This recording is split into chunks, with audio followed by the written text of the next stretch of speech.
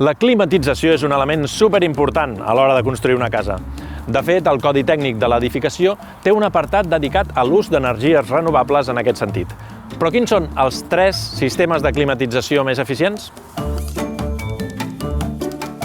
1. Aerotèrmia. L'aerotèrmia aprofita l'energia de l'aire per escalfar la casa i si l'ha de refredar, la treu cap a l'exterior. 2. Biomassa. La biomassa aprofita l'energia de la combustió de fusta. Pot ser llenya o bé estella, fusta trinxada, o pellet, fibra de fusta premsada. Amb aquesta energia es climatitza la casa segons convingui. I 3. Geotèrmia. La geotèrmia agafa la temperatura de la terra. Gràcies a uns pous de gran profunditat, s'aprofita la temperatura pròpia de la terra per escalfar la casa a l'hivern o refredar-la a l'estiu.